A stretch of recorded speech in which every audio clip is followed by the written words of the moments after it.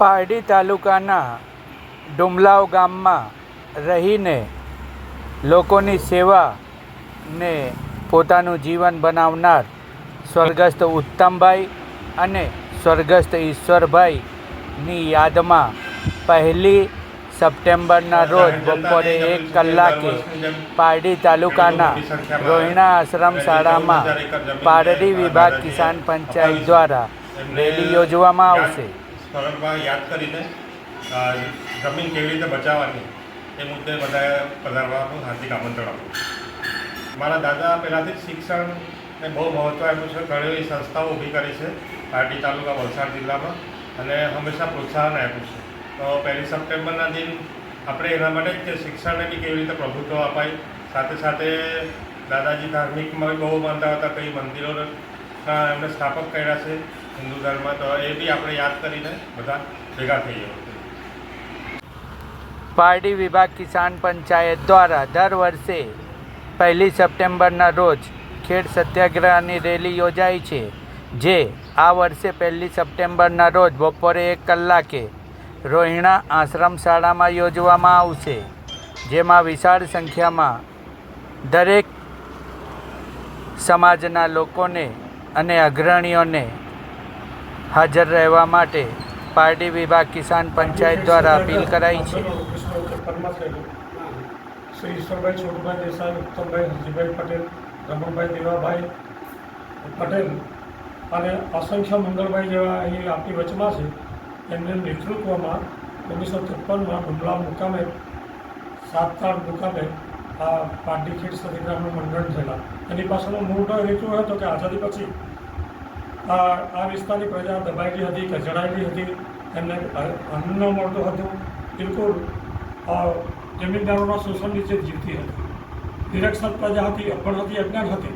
તો એમનામાં જાગૃતિ આવવા માટે આ વિસ્તારની પ્રજામાં ઈશ્વરભાઈએ જોયું કે આ વિસ્તારની પ્રજા દબાયેલી કચડાયેલી છે અને 1953ની અંદર ઉત્તમભાઈના સંપર્કમાં ઈશ્વરભાઈને બંને મિત્રો આવ્યા. ઈશ્વરભાઈના જે વિચારો, આદર્શો, એમના જે સિદ્ધાંતોની વાત ઉત્તમભાઈને ગળે કરી. તે સમયે ઉત્તમભાઈ બિલકુલ યંગ હતા અને એમને એ વાત ગળી ઉતરી અને 1 સપ્ટેમ્બર 1953ના દિવસે પારડી ખેડ સત્યાગ્રહ મંડળ થયા. 14 વર્ષ સુધી આંદોલનો થયા, 14,000 એકર જમીન મળી. એથી પણ વિશેષ કે આ વિસ્તારમાં દબાયેલી કચરાયેલી પ્રજામાં જાગૃતિ આવી. એમનામાં અક્ષર જ્ઞાન માટે એમનામાં ઉત્તમભાઈ ઈશ્વરભાઈએ સંદેશ પહોંચાડ્યો કે ભાઈ તમે દારૂ છોડો અને પાર્ટી કરો, અને લોકોમાં જાગૃતિ આવી. એની સાથે સામાજિક કુરિવાજો હતા, જમીનદારોના અત્યાચારો હતા, અને એ જમીન મળ્યા પછી પ્રજા સ્વાવલંબન બની, ખેતી કરતા થયા, જાગૃતિ આવી. એમના બાળકો અભ્યાસ કરવા લાગ્યા અને પછી ધીમે ધીમે એ કોલેજો, મહાવિદ્યાલયોમાં, ITI કોલેજોમાં જવા લાગ્યા અને સમાજ સુધારવા લાગ્યો. આ અણમોલ ભેટ, બહુમૂલ્ય યોગદાન એ ઉત્તમભાઈ અને ઈશ્વરભાઈ અને એમના સાથીઓએ આપ્યું. આ આંદોલન માત્ર આદિવાસીને જમીન મળે એટલું જ ન પૂરતું હતું કે એમાં આદિવાસી જ નહોતા જોયા, પણ સમગ્ર એમાં દેસાઈ, બ્રાહ્મણ, વાણિયા, તમામ જાતિઓ, બક્ષીભાઈ, સવર્ણ તમામ લોકો જોડાયા હતા. અને એ આંદોલન એવું હતું કે ગાંધી બાપુ પછી જો કોઈ બીજો સત્યાગ્રહ થયો હોય, પારડી ખેડ સત્યાગ્રહ, એ અહિંસક આંદોલનો હતા. એટલે આખી દુનિયાએ એની નોંધ લીધી, ભારત દેશે નોંધ લીધી.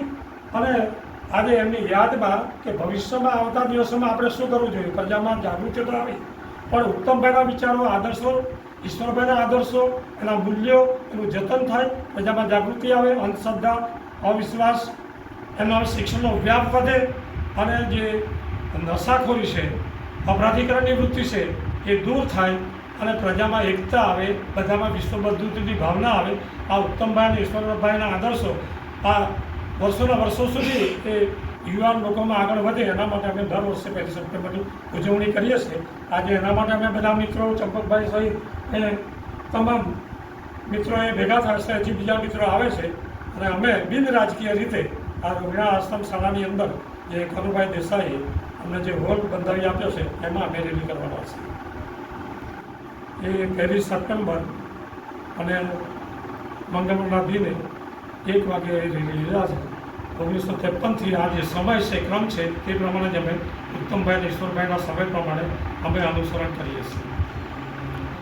સામાજિક આગેવાનો, જિલ્લા પંચાયત, તાલુકા પંચાયત ગ્રામ પંચાયતના સરપંચીઓ સદસ્યો અમારા જે મૂળ કાર્યકર્તા ઉત્તમભાઈ અને ઈશ્વરભાઈ જોડે ફંદારા એ ઊભા છે એમની સાથે અમે આ રેલી યોજીશું. સાથે અમે ઉત્તમભાઈ વખતથી જીતુભાઈ રેલીનું આયોજન કરતા તો એમને પણ અમે બોલાવીશું. જે કોઈ મહેમાનો આવે અમે ભાજપ કોંગ્રેસમાં માનતા નથી. આ બિનપક્ષીય રેલી તરીકે બધાને જ અમે આમંત્રણ આપીશું. આદર્શો એમની જે અહિંસક વિચારસરણી અને સમાજવાદી સમાજ રચનાની જે એમની ભાવના હતી ને એ ભાવનાના ફળ સ્વરૂપે આજે આપણે અહીંયા આશ્રમશાળામાં ઊભા છે. એમનું પ્રતીક છે. એમણે આ આશ્રમશાળાઓ દ્વારા એમણે શિક્ષણને બહુ વ્યાપક પ્રચાર કીધો છે અને આ વિસ્તારમાં અનેક પ્રાથમિક શાળાઓ, હાઈસ્કૂલો અને વિદ્યાલયો જેવા ચાલુ કરીને બહુ મોટું મૂલ્યદાન આપી ગયા છે આપણને. એ મૂલ્યદાન આપણે જાળવી રાખવાની આપણી ફરજ અને એ નિભાવવાની ફરજ આપણી છે અને એ માટે જ 1 સપ્ટેમ્બરે આ દર વર્ષે કાર્યક્રમ યોજાઈ રહ્યો છે અને આ વર્ષે પણ યોજીશું. સર, કેવો ઉત્સાહ છે કાર્યકર્તાઓમાં 1 સપ્ટેમ્બર આજે મીટિંગ યોજી છે? કેવા આદર્શ છે ઉત્તમભાઈ? આજે ઉત્તમભાઈ અને ઈશ્વરભાઈ જે આદર્શ મૂકી ગયા છે અહીં આ સમાજમાં, આ ગામડામાં, એના માટે દરેક સમાજને ખૂબ ઉત્સાહ છે આ 1 સપ્ટેમ્બરની રેલી યોજવાનો અને ખૂબ મોટી સંખ્યામાં અહીંયા લોકો પધારવાના છે અને ઉત્તમભાઈને ઈશ્વરભાઈના જે આદર્શો છે એની બધી વાતો થવાની છે અને એ આદર્શ પ્રમાણે આપણે બધા આગલું જીવન જીવીએ એ બધી વાતો અહીંયા 1 સપ્ટેમ્બરે થવાની છે.